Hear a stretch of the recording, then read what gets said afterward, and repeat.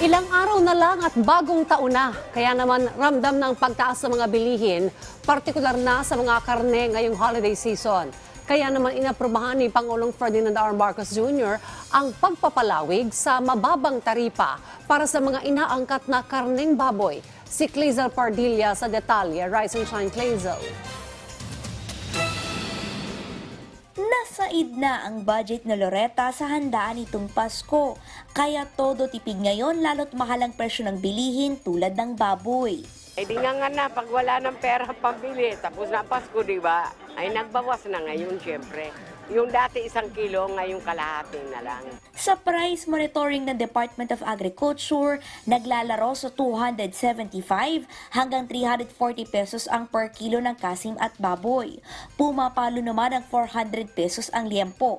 Sabi ng ilang nagtitinda sa trabaho market, 10 hanggang 20 pesos na ang itinaas sa presyo ng kanilang paninda ngayong holiday season. Kahit na nomba, gano'n naman eh. Pag tuwing December, tumataas. Wala kayong magawa eh. Tataas din kami. Halos 10 piso na rin ang tinataas. Mahirap nga yung pagkuha ng sa farm. Kasi nga marami. Kapos nga kami sa paninday halos.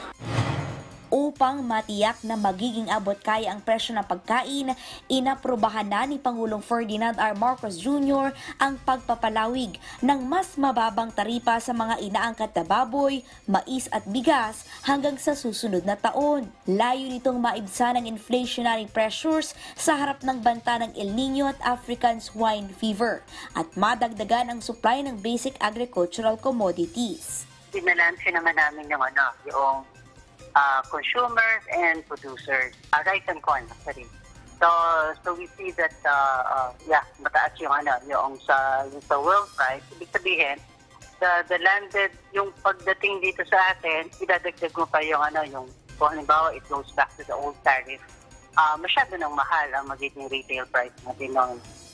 Dahil sa mas mababang taripa sa imported na produkto na sinabayan pa ng banta ng El Nino, pangamba ng samang industriya ng agrikultura, hindi makasabay ang lokal nating produkto at mawala ng gana ang mga magsasaka na magtanim o magparami ng alaga. Tiyak anyang magdudulot ito ng mas mababang produksyon at mas mahal na presyo ng bilihin. Once na permission ng El Nino pang mga farmers, nakita nila, puro imported na pumapasok, baka yung next cropping natin next year, konti na lang ang magtanim. Pag pumasok itong mga imports, problema tayo kung sa panahon na kanihan, maraming stocks, hindi mamimili ang mga millers at traders. Panawagan ng Agricultural Sector Alliance of the Philippines, tigilan na ang pagbawas sa presyo ng mga inaangkat na produkto. Mababaan nila ang presyo ng imported at farm gate price sa mga local product. Ang dapat tutukan nila ang mga negosyanteng nananamantala at dapat maglagay ng suggested retail price. Huli nila ay strategy. Hindi na yan taripa ang nila dahil hindi naman nararamdaman. Meron nagpapatubo ng malaki. Kasi dapat yan, 190, dadagdagan mo lang na 120 pesos. 60 pesos, para sa trader, 60 pesos ang retailers. So 120 plus 290, 310. Dapat ang presyo ng laman at kasim sa palengke. Pag sumobra dyan, ibig sabihin, merong nagsasamantala. So dapat yan ang bantayan ng ating taga-NEDA, DTI. At maglagay ng suggested retail price sa lahat ng produktong agrikultura.